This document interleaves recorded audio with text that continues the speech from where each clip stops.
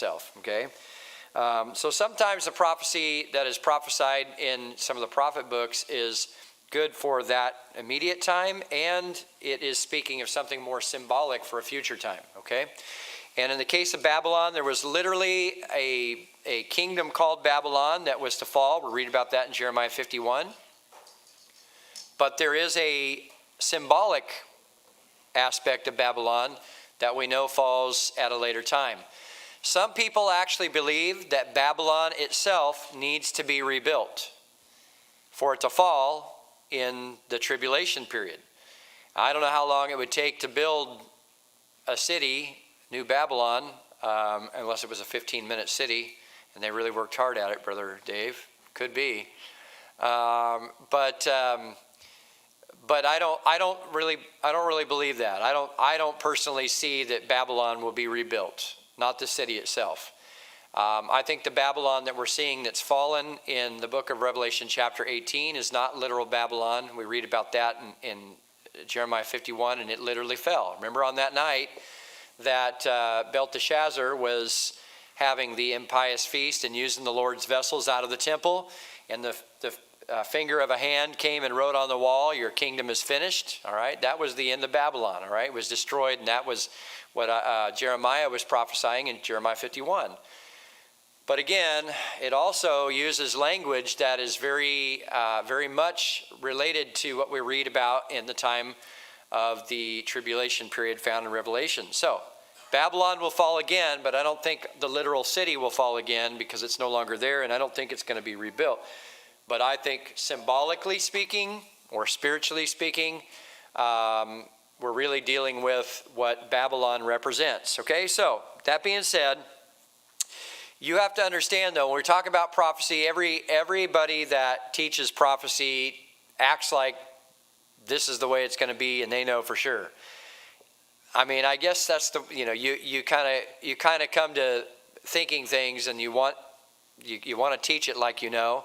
People wouldn't put much stock in your teaching if you didn't. But I just want to be honest with you. This is what I see, and I'll show you why. I can't claim that I know for sure that this is what all of this is, and I really feel like any Bible teacher would need to be honest. Otherwise, you'll lose faith in my teaching if I teach that this is something and then it doesn't come to pass. And I would really rather that not happen. What was that? You guys remember that guy camping?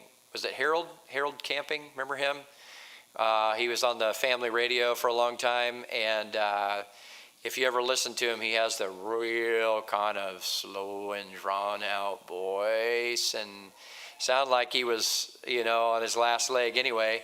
But he prophesied the return of the Lord on a certain date, which is foolish. And the Lord didn't come back on that day. So the guy ended up being a laughingstock and basically lost everything.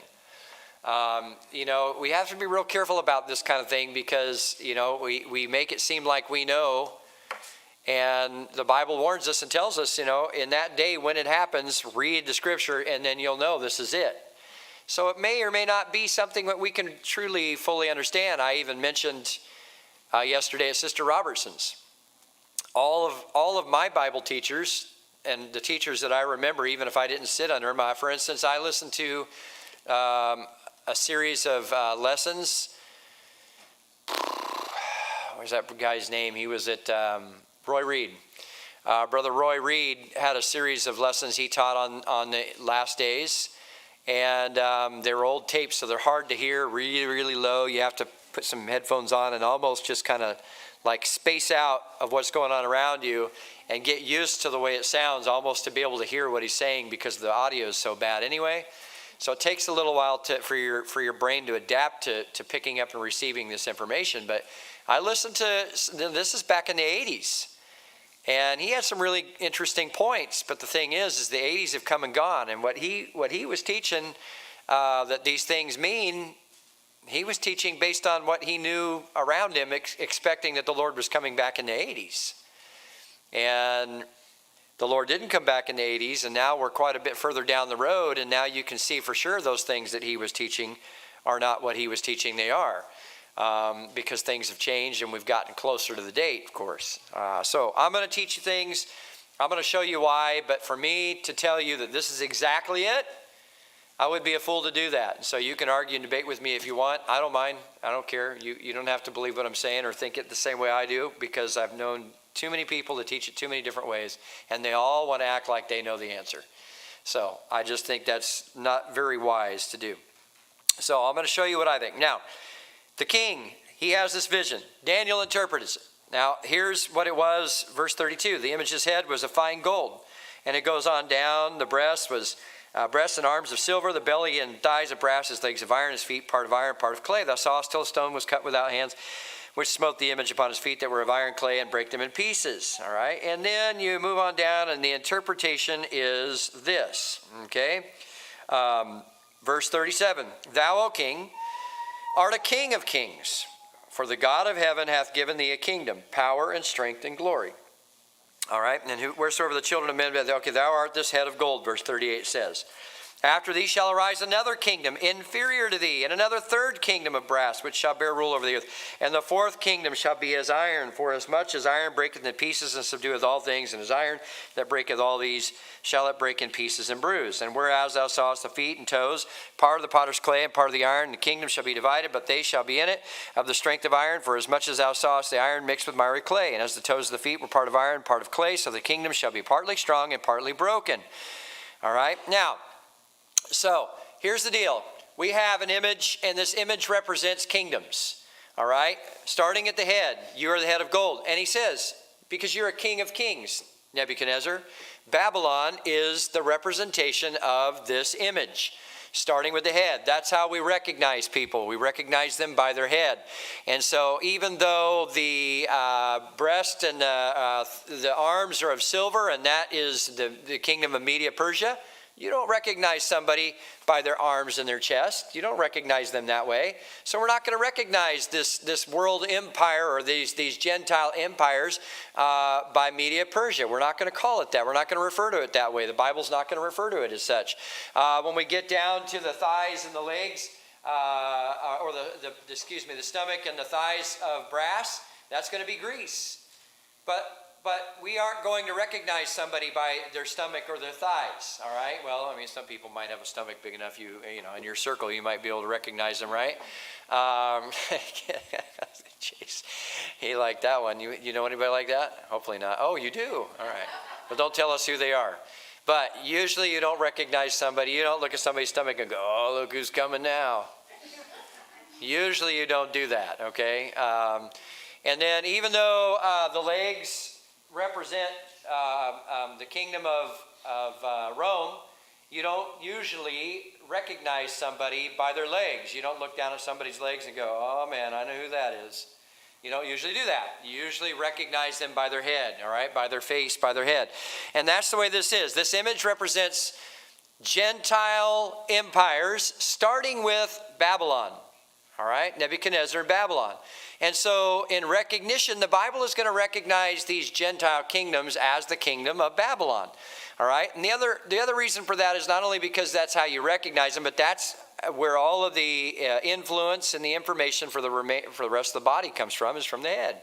All right? And so all of these Gentile kingdoms are going to begin with Babylon and its influence, and things are going to shift and change a little bit on the way down to these inferior kingdoms, but still it all begins, the whole concept and idea of world domination begins with the head, which is Babylon. Okay, everybody understand that? So as we talk about the Gentile reign all the way down through history, even still in action today, we're talking about Babylon. All right? That's why Babylon is referred to over in the book of Revelation. Now notice what it says here, verse 44, it says, in the days of these kings, or these empires, these kingdoms, shall the God of heaven set up a kingdom. We know that's the millennial kingdom. That's the kingdom of Christ that's coming. Jesus is going to come. He's going to put down the Antichrist, and he's going to cast Satan. Now this is important. Listen to this. He's going to put Satan away in the bottomless pit. Everybody got that? He's going to put Satan away in the bottomless pit for 1,000 years, and he's going to set up his kingdom out of Jerusalem. All right, he's going to reign in Jerusalem. It will be a world, a kingdom of peace. And so the God of heaven in those days, at the end of those days that is, shall set up a kingdom which shall never be destroyed. And the kingdom then shall not be left to other people, but it shall break in pieces and consume all these kingdoms, and it shall stand forever. For as much as thou sawest that the stone was cut out of the mountain without hands, that is to say that God himself is going to send his son, who is not made, who is not created, who is not cut out, who is not given this by man or made to be something in the world.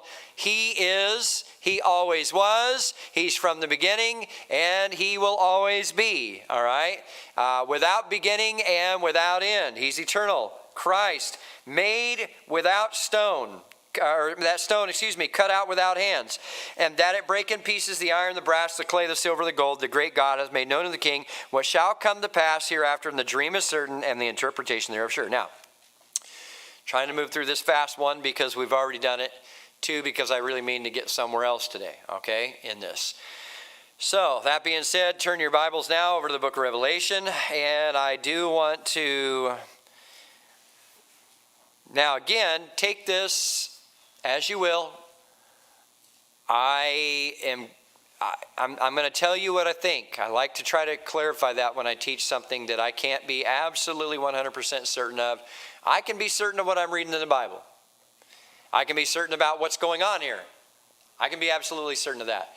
But what all of this represents exactly, I can't 100% know that, but I do want to share what I think, what I see, and it isn't necessarily, well, for one, it's not something that I have necessarily ever heard anybody teach, as this is a lot of stuff I've never heard anybody really get into a lot of detail about. So from that perspective, I've never heard anybody teach it, meaning I'm not saying I've never heard anybody teach it this way, just never heard anybody teach what I'm about to show you, because it's just not something people want to, delve into. So the second thing is that I would suppose that this would not necessarily be something that anybody would necessarily, or a perspective of this that they would teach anyway. I don't know that from where I'm going to come from, I don't know that this would be the most popular aspect of it. But I think there's enough information that caused me at least to think so. So I'm prepping you to show you some things here. Now, chapter 17. We have, when it comes to Babylon in the book of Revelation, really we have chapter 17 and we have chapter 18. We have very little suggested about Babylon in chapter 17, but it does say that this great whore, upon her forehead was a name written, Mystery Babylon, the great mother of harlots and abominations of the earth. So, when we see this great whore, she has on her head, Mystery Babylon. So there's a relationship here to Babylon. Then when we get to chapter 18, the angel of the Lord cries out mightily with a strong voice in verse 2, saying, Babylon the great is fallen, has become the habitation of devils, and the hold of every foul spirit and cage of every unclean and hateful bird. Okay? All right, so now, we have Babylon in chapter 17, we have Babylon in chapter 18. Sometimes you will hear this, and I have heard this. People will say, Bible teachers will say that chapter 17 represents spiritual or religious Babylon, because it's the mother of harlots, all right? The mother of harlots.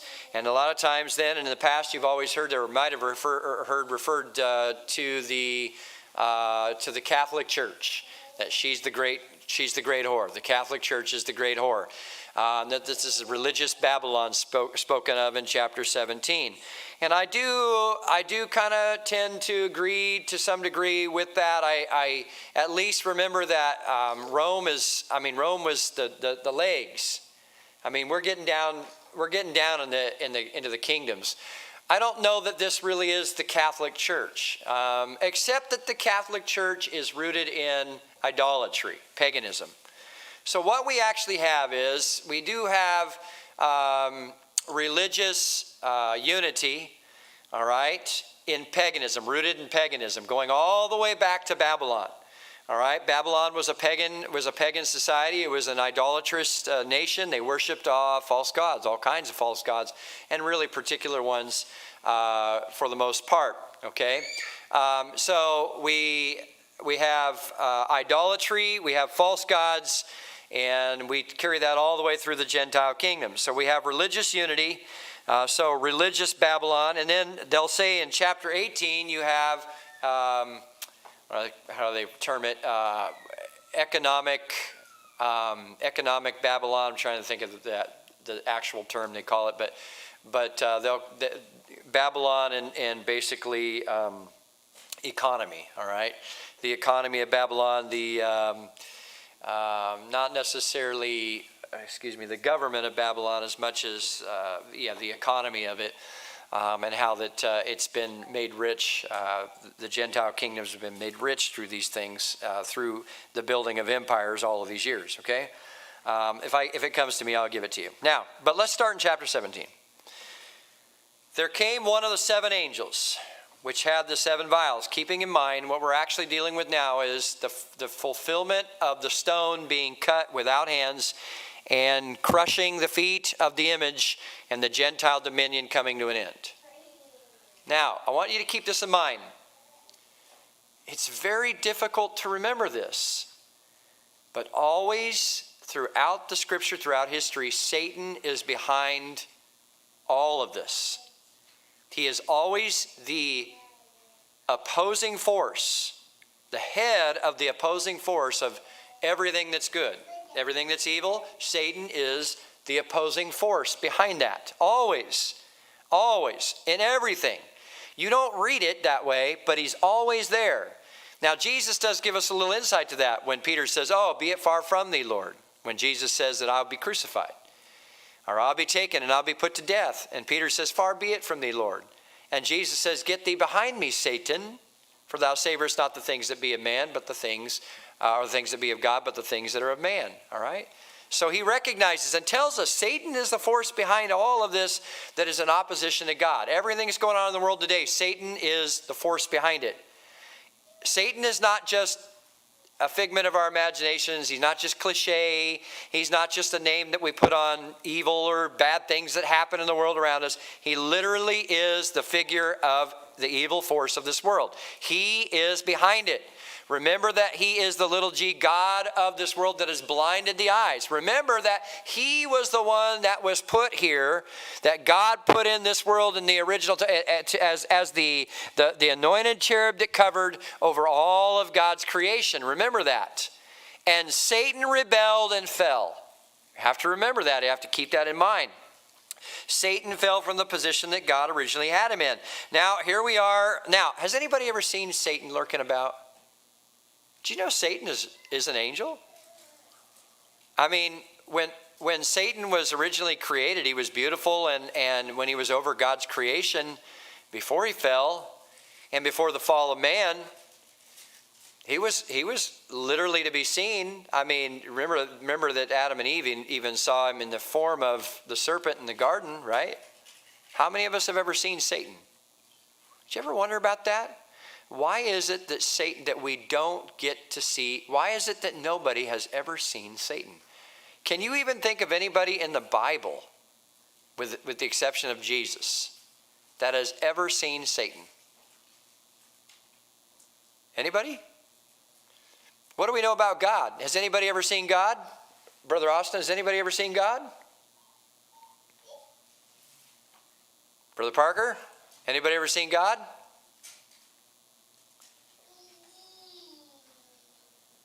What do you think, Park? Anybody ever seen God? You want to say yes because Austin said no and I'm moving on? I'm talking about God. Can you separate them? Yeah, but he saw what? The throne. He saw who? Jesus standing on the right hand of the throne of God.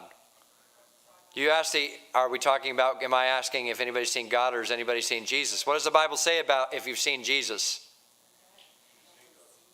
You've seen God. All right? He is the fullness of the Godhead bodily, the Bible says, meaning you have literally seen God. Now, how is that possible that you could see God, Brother Brown? How is it possible that you could see God? If you saw Jesus, you saw the fullness of the Godhead bodily. How is it physically possible that we could ever see God?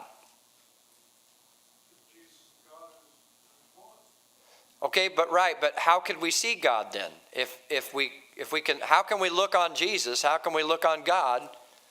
How could we ever look on God? If we're seeing Jesus, and he's God, how could we, what did it take for us to be able to look at God? Huh? I can't hear you. No. If we looked at Jesus, we've looked at the Father, we've looked at God. How is it physically possible that we could even look at Jesus? He took the form of a man.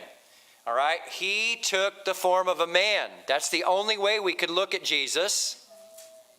It's the only way we could look at God. All right? So when we look at Jesus, we're looking at God because he's the fullness of the Godhead bodily, meaning he took on the form of a man. We can see God in that aspect. Has anybody ever, so men have seen God. They've seen Jesus, who's the fullness of the Godhead bodily. Jesus says, if you've seen me, you've seen the Father. Okay? Has anybody ever seen the devil? Do you ever read of anybody in the Bible that has ever seen the devil other than Jesus? I'm racking my brain to try to think of anybody. I can't think of anybody. Is the devil there? Is the devil gone? Has he died? Has he been dismissed? Parker, what do you got? Okay, but that was before, and he took on the form of the serpent, right? Took on a form, but that was before the fall. That's what I'm trying to get at. After the fall, you don't see anything. Only Jesus was presented to him, and I suppose Jesus could see him. All right, but the point I'm making is that the devil has, and you have to get this. This is important for what we're going to look at. Nobody has ever seen the devil, at least since that time, and only in the form of a serpent. But he's real. He really is. He exists. He's not been removed from the planet. All right? He's out there, okay? And he's behind it all. All right, now, keeping that in mind, remember that we're talking about Babylon, the power of Satan behind Babylon. All right, so listen to this. I'm going to show you the great whore, he says, that sitteth upon many waters. That means it sits all worldwide. All right, this great whore sits worldwide. Paganism, ungodliness, idolatry sits worldwide. The Gentile dominion and reign and kingdoms, they sit worldwide. With whom the kings of the earth hath committed fornication, and the inhabitants of the earth had been made drunk with the wine of her fornication, or her idolatry, her false religion. This has been spread throughout the whole world because of Babylon. All right, Babylon has done this. The Gentile dominion from one nation to the next has corrupted the world with idolatry. All right, all the way through. So, listen, he carried me away in the Spirit. If you don't have a notebook, come up here and grab one real quick, or something to write on, and get something to write with. There's notebooks up here, because I want you to write, there's some key words I want you to write down here in the next few scriptures. Does anybody need to come up and get one of these notebooks? Anybody need one? Something to write on? No? You're good? All right, well, write this down. Here we go. Because I want you to try to put some of these pieces together on your own. I don't want to just teach you things. I want to teach you how to find these things and see these things on your own. And sometimes it means we have to go through the processes. And I want to go through the process, and I want you to try to figure this out so that you can learn to go through these processes on your own. All right. Now, so he carried me away in the Spirit into the wilderness. In fact, Brother Keith, could you do me a favor and go and get the whiteboard that's on the stand and a pen from the back room there, from our classroom. Sometimes when it comes to these kinds of things, it helps me to draw things out. If I can see it, I draw it and I can see it. It helps me to imagine and sometimes even understand what's actually happening, because there's pieces and elements that as I'm reading on, I'll forget these elements or where they're positioned. I've had some of my classes in the past draw out Revelation chapter 5, the depiction of the throne that John saw around the throne. I've had them draw that out. All of the description that's given there, I've had some of my classes in the past draw that out. There's a rainbow around the throne in sight to the color of an emerald. There's thrones around the throne of God, and there's all these different things that are there, and it sometimes helps me to draw it out, and that's why I ask my classes in the past to do that. All right, let me put this up here real quick. Thanks. Okay, so I don't want to take the time to make this really pretty here, but let's see. Let's go here, and let's give her some long hair so you know she's a great horse. She's got a really cute nose, really petite nose, and she's got her reins there. But here she is, and she's riding this beast. Okay, and he's got what does it say the beast has? 10 horns. Okay. 1, 2, 3, 4, 5, 6, 7 heads. All right, everybody got this? Again, I'm not going to make it real pretty here for the sake of time. 7 heads. This one's happy. And 10 crowns. 1, 2, 3, 4, 5, 6, 7, 8, 9, 10. 10 crowns. Okay, let's call it that. All right, so there she is. Good-looking gal that she is, riding that beast. Oh, this is she's holding the bridle here. We need to get that straight. Okay, there she is. Okay. Okay, so he carried me away, verse 3, in the spirit in the wilderness, and I saw a woman sit upon a scarlet. Ooh, I don't have scarlet, but I drew that in blue. Upon a scarlet-colored beast, full of names of blasphemy. But he got a blasphemous name, maybe Dave. That blasphemy? Oh, sorry. Names of blasphemy? I can't think of anything off the top of my head. Let's just write it. Blas. Blas. Blas. Blas. Blas. Yeah, Blas. You got it. Blas. Blas. Blas. Blas. All right. Full of names of blasphemy. Got it? All right. So this beast that she's riding on is full of names of blasphemy. Full of names of blasphemy. That blasphemy is against God, speaking against God. So this beast, whatever or whoever it is has spoken against God so many times that it's unbelievable. It's unreal. It's filled with the names of blasphemy. Okay? Having 7 heads, as we see, and 10 horns. All right? Now, I'm not saying that's exactly how it looked. I'm just helping us try to get some perspective. And the woman was arrayed in purple and scarlet color and decked with gold, having precious stones and pearls, having a golden cup in her hand, full of the abominations and filthiness of her fornication. Now, who is this woman? Somebody tell me who this woman is. Babylon. All right? And really what she is we're going to call her Gentile dominion and corruption. All right? We're going to call her paganism. All right? Babylon. Gentile dominion, corruption, paganism. That's who she is. All right? Remember that it says that she sits upon many waters. What does it mean? Gentile dominion, corruption, and paganism sits all over the world. All right? It has come to rule or have dominion over the whole world. That's what it means. It's everywhere. The Gentile dominion and corruption has basically corrupted the whole world. Everybody understand?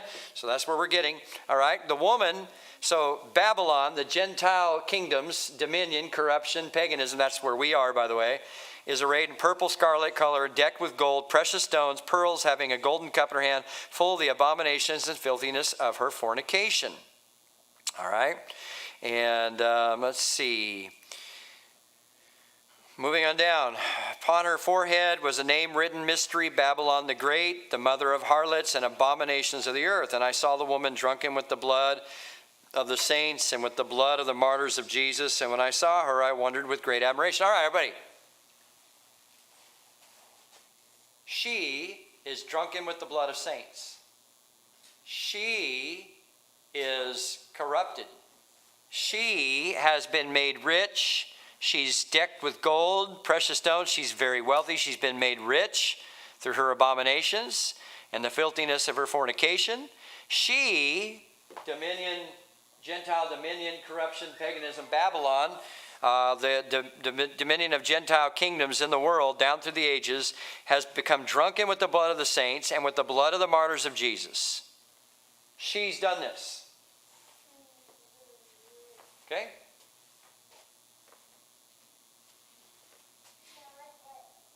What has this done? She did all of this. She has filled the world with corruption. She's become drunken with the blood of martyrs and saints of God. She has filled the world with her fornication. She has done this. Men, Gentiles have done this. Gentile empires, Gentile kingdoms, like our nation, by the way. Our nation is responsible for these same things, because we're part of the Gentile dominion. In fact, if you want to boil it right down to it, who is, Sister Sandy, who do you suppose is the world power today that basically, I would say, has dominion over the rest of the world? Got any ideas? It's a pretty easy one. What nation has really the dominion over all the world today right now? Even still. Has for a long time. Go ahead and give it to me. World power. Who's the world power today? That's right. You are. She went like this. We are. All right. America. Sister Brown, do you remember what Belinda was saying about all of the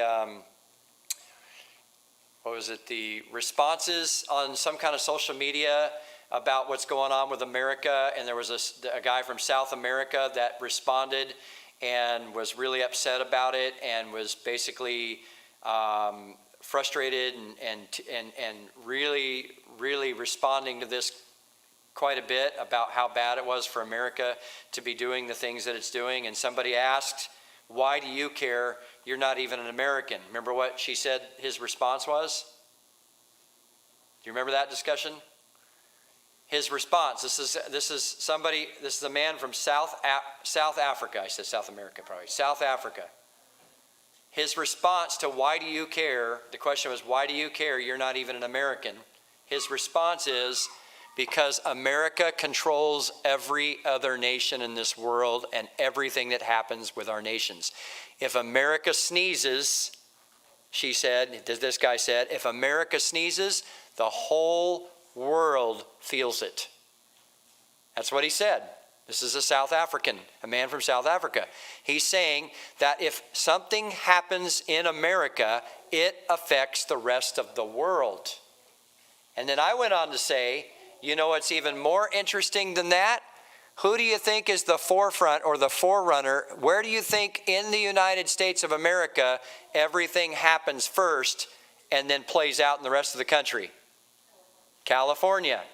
Do you realize in all of the world we are right at the top of everything that happens in this world, because everything that happens in America, every other nation follows suit, and everything that happens in this country usually starts in this state, the state of California. Whatever we do, everybody seems to follow it. We've always been that way. And so we're the worst of the worst, basically. I mean, we're the top of the pyramid, so to speak. And so we are, right now, I believe the United States is the Gentile dominion. And I believe that the Gentile dominion, or the image that Nebuchadnezzar saw, we're all the way down at the feet, all right? And, okay, we're at the feet right here, and the toes, all the way down the toes, and that we're partly strong and we're partly weak right here. That's our nation. And we have corrupted the world, but because it says they will mingle themselves together like clay and iron are mingled together, but they're not strong. In other words, diversity does not create unity. And diversifying ourselves and all, what does they say? Unity through diversity was the bumper sticker that I used to read on cars a lot. There is no such thing as unity through diversity. You can't be in unity when you're all agreeing to disagree. There is no such thing. There is no real strength, is what it says. But it says they're going to mingle themselves together. That is, they're going to be so much diversity. They're going to try to create unity through diversity, but there is no such thing. So it'll be partly strong still and partly weak, okay, until the very end. Now we are this Gentile dominion right here. So I kind of believe that whatever we're reading now, when we read about Babylon, I think we're reading about the United States of America. That's what I think. All right? Now, I asked already, again, she did all this. She's drunk with the blood of saints and martyrs. What did this do? Saturday. And so, what has this done? Everybody get ready. Okay, moving on down. The address is... The angel said unto me, wherefore didst thou marvel? I will tell thee the mystery. Listen. Got it? Of... How do you spell Ashby? And? B-Y? A-S? Colored beast. H-B-Y? That she's riding on. Okay. 506 Ashby. Now what it says? I will tell thee the mystery of the woman and the beast. The phone number? But there's a better phrase. I said that she's riding on. What does it actually say? Is that different than she's riding on it? If she's riding on this beast, how does that sound different than it carrieth her? And if it carries her, then what? That's right. She's not riding. This beast is carrying her. There's a difference. Exactly. And you got it the same way I'm reading it. If she's riding this beast, she's in control. The beast is nothing, and she's riding it. She's got control. But if it's carrying her, that means that beast is really in control, and she's just on top of it. Okay, right? So the beast is carrying her, and that's important because you got to listen to the description of the beast. Now, here it is. The beast that thou sawest, this beast right here, was, what does it say? What's next? Is not, and what? Shall ascend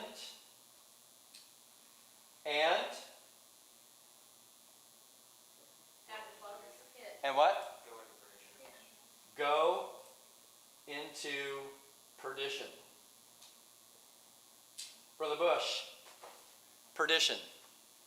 This beast is going to go into perdition. What is it? Final judgment. Damnation. Okay? The beast will go into damnation. All right, so I want you to look at all this. The beast, scarlet colored, carrying the Gentile dominions, the corruption of the world, paganism. This beast has carried the Gentile kingdoms throughout the past several thousand years. Carried her. All right? The beast that carried her, or that basically is behind all of this, currently is not, shall ascend out of where? Bottomless pit. And then finally will do what? Go into final damnation. Okay? Anybody have any guesses as to what the beast is? Satan. Satan. Does not call it that, but this beast is carrying the evil corruption of the Gentile kingdoms. This is the force behind it all, filled with the names of blasphemy. Was, meaning in its beginning, or in his beginning, was a physical and tangible being, but currently in the world is not to be seen or viewed, shall ascend out of the bottomless pit. And the only things that we read about that ascend out of the bottomless pit are those scorpion-like creatures who have a king over them whose name is Abaddon, and then the devil, right? When does the devil ascend out of the bottomless pit? Anybody remember? After the 1,000 years, he's locked in the bottomless pit for 1,000 years. He comes up out of the bottomless pit at the end of the 1,000 years, tries to create or mount an army that's as the sands of the sea to fight battle against Jesus. And then finally, what happens to him? He's cast into the lake of fire. The lake of fire was prepared for the devil and his angels. All right? So when we read this, I want you to read this. I think it would be good for you to read this, at least at this point. You can disagree with me if you want, but I want you to read this as though this is the Gentile kingdoms of the world, empires. That's the United States, China, Russia, whoever they've been, Greece, Babylon, starting with Babylon, all of this Gentile dominion and world corruption through paganism has always been the Gentile, the people of the world, but this has been carried, unbeknownst to us, for the most part, by this beast who's filled with the names of blasphemy, that was, is not, shall ascend out of the bottomless pit, and then finally go into its ultimate damnation, all right? Perdition, all right? This is not just some random creature, all right? That's what I want you to see here. All right, now look at the beast that thou sawest, verse 8, was and is not, shall ascend out of the bottomless pit, go into perdition, and they that dwelt, listen to this, they that dwell on the earth shall wonder, whose names were not written in the book of life from the foundation of the world, listen, when they behold the beast that was and is not and yet is. This beast that was to be held or behold, and has not been able to be beholden, still currently cannot be seen. It's an invisible force that has carried this corruption of the world and still is not apparent or visible to the eyes of man, shall be seen. They of the world in this time shall behold, and they will wonder when they can actually behold this beast. Because up until that time, this beast has not ever been beholden. Nobody has ever seen it. But now it will be visible. Now the reason I say this is because one of the things, and I probably said it here, one of the things I've said recently, Revelation chapter 13, go over there. Revelation chapter 13. I'm going to read a few verses here. Try to finish this off for the day. I stood upon the sand of the sea and saw a beast rise up out of the sea, having 7 heads and 10 horns. Same thing, right? A beast rise up out of the sea, having 7 heads and 10 horns, and upon his horns 10 crowns, and upon his heads the name of blasphemy. And the beast which I saw was like unto a leopard. His feet were as the feet of a bear. His mouth is the mouth of a lion. The dragon gave him his power, and his seat was great authority. And I saw one of the heads as it were wounded to death, and his deadly wound was healed. And all the world wondered after the beast. And they worshipped the dragon, which gave power unto the beast. And they worshipped the beast, saying, Who is like unto the beast, who is able to make war with him? So we've got some description here. Now this is throwing a little bit of a seemingly monkey wrench into this. What do we have? What are people worshiping? Who are people worshiping here? Well, yes. Satan, right? The dragon. They're going to actually worship the dragon. Remember, not too long ago, I actually told you guys that I don't believe people are going to, I don't think that people are going to ignorantly be worshiping Satan. I think they're going to deliberately, knowingly worship Satan. Because of what we're seeing right now. I think you sent me something that said Satan understands, pronouns or something. People are claiming that Satan is God. All right. They're going to actually worship Satan. All right. And so this entity, so are we going to actually call this Satan? I don't know if we can actually call it Satan based on what we're reading here. But this Satan is behind this thing here. This is the kingdom of Satan, if you will, probably. Likely. I think this is Satan and his, there you go. Satan and his angels. Okay, right? Because that is Satan's kingdom. When he was established as the ruler of this world, he had his kingdom and took took some angels with him, and he still has dominion over the nations of the world, the Bible says. Remember that he told Jesus that. All right, and so what we've got here is we've got this beast coming up. The dragon gives the power to it and his seat and great authority. And we know the dragon is the devil, okay? And I saw one of his heads as it were wounded to death, so one of these, as it was wounded unto death, and I'm always interested to see how that plays out or what that actually ends up being. As it was wounded to death, and his deadly wound was healed, and all the world wondered after the beast. And they worshiped the dragon, which gave power unto the beast, and they worshiped the beast, saying, Who is like unto the beast? Now, just so you know, by the way, typically whenever you read the word beast in prophecy, typically it's not assumed to ever be one person, like the Antichrist, they sometimes referred to as the beast. Typically the beast is a government. Okay? All right? So the beast is a government of some kind. So, but what is this right here? What is this? And by the way, we have to go over to the book of Revelation chapter 20. Revelation chapter 20. Let's see. Verse 1 and 2. I saw an angel come down from heaven having a key of the bottomless pit and a great chain in his hand, and he laid hold on that dragon, that old serpent. There we go, the dragon. That old serpent, which is the devil and Satan, and bound him 1,000 years, cast him into the bottomless pit, and shut him up, and set a seal upon him that he should deceive the nations no more, till the 1,000 years should be fulfilled, and after that he must be loosed a little season. All right, and we go on down. Verse 7, when the 1,000 years are expired, Satan shall be loosed out of his prison, shall go out to deceive the nations which are in the four quarters of the earth, Gog and Magog, to gather them together to battle, the number of whom is as the sand of the sea. They come up upon the breadth of the earth and compass the camp of the saints about in the beloved city, and fire came down from God out of heaven and devoured them, and the devil that deceived them was cast in the lake of fire and brimstone, where the beast and the false prophet are, and shall be tormented day and night forever. Who is not mentioned in any of that? Cast into the bottomless pit, coming up out of the bottomless pit, cast into the lake of fire. Anybody of interest not mentioned? Who else should be cast in the lake of fire with Satan, especially since it was prepared for him?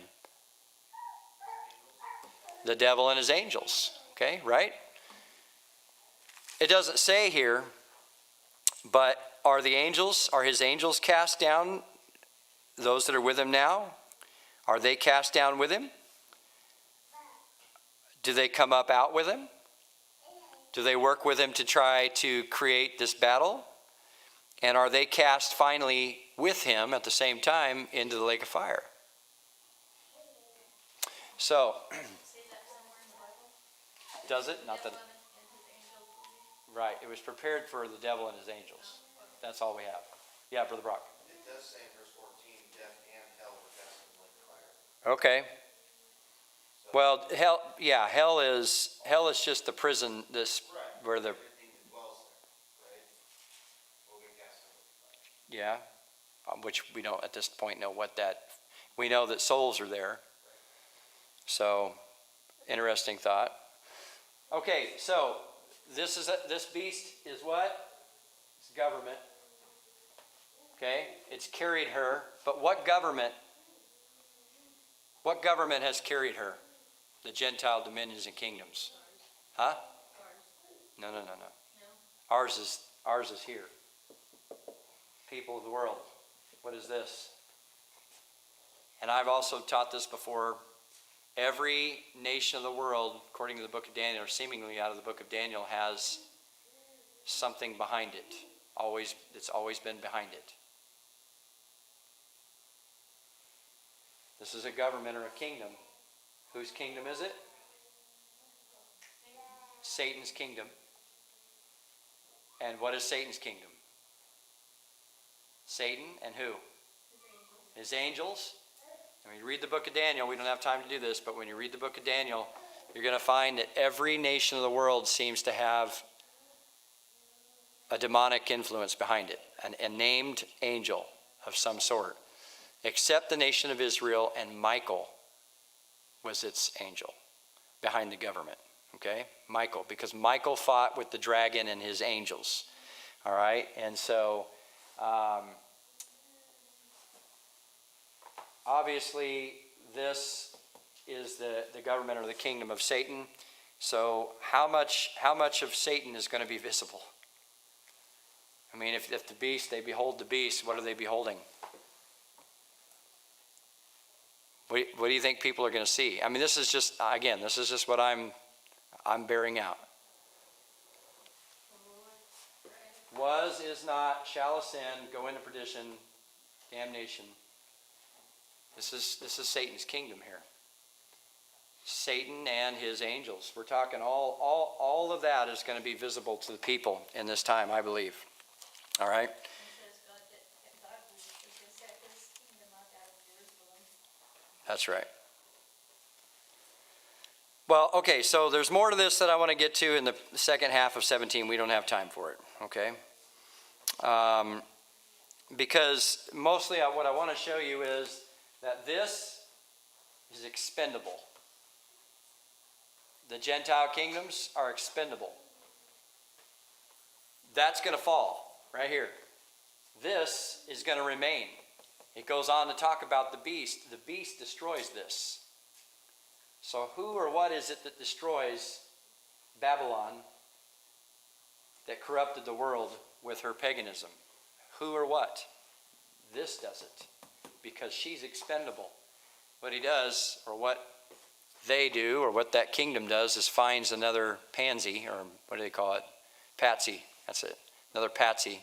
Should be careful of these terms because I don't even know what that fully means. So I don't. There might be something deeper than what I know or Pat's. But anyway, Satan and his government or his kingdom has been using this patsy for a long time.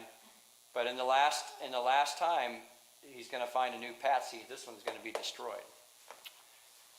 So, and the thing about it is it's hard. It's incredible that this has never loved. This whore has never loved Babylon. It has just carried it and used it for its advantage. Does everybody understand? See what I'm getting at? So I'll try to leave that up, and we'll get more into it next time. That's Catholics? What? This? No. This? Yeah. No. This is Babylon, Gentile dominion, world corruption through Gentile dominion and paganism, idolatry. Huh? So, okay. What are you looking at, Sister Debbie? Nothing. All right.